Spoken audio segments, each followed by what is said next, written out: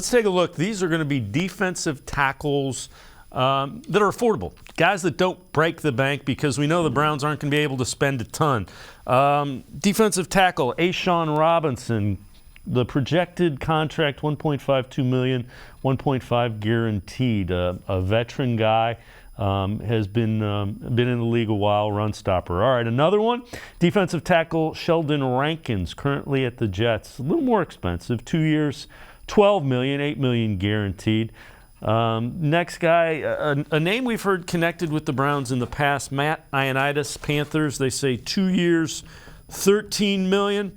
And then another one from the Seahawks, Poona Ford, 2 years, $12.5 million.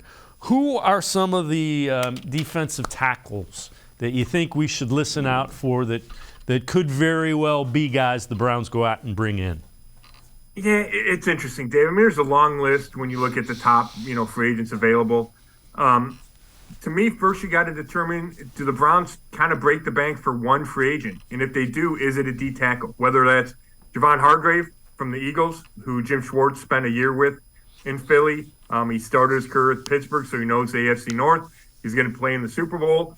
He's going to turn 30, I think, tomorrow, but had 11 sacks this year. But he's 30, so maybe you can get him a short-term deal, but it'll be expensive. I kind of like that idea. If you can free up enough salary cap space. Daron Payne is a younger, D tackle at 11 and a half sacks this year. Played really well against the Browns in Week 17 with Washington.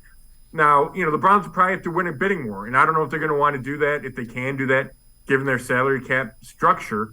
But then, you showed a bunch of guys. Draymond Jones is kind of an undersized guy. Went to Ignatius, Ohio State. Now he's with Denver. Can rush the passer from the inside, which I think the Browns really covet at defensive tackle. Yes, you need to stop the run, but they like the ability to do both.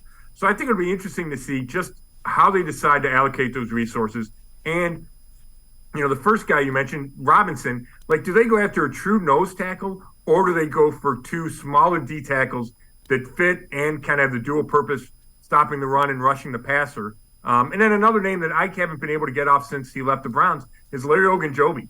I think he's a good guy to have around. They could get him relatively cheap as your number 2 D tackle.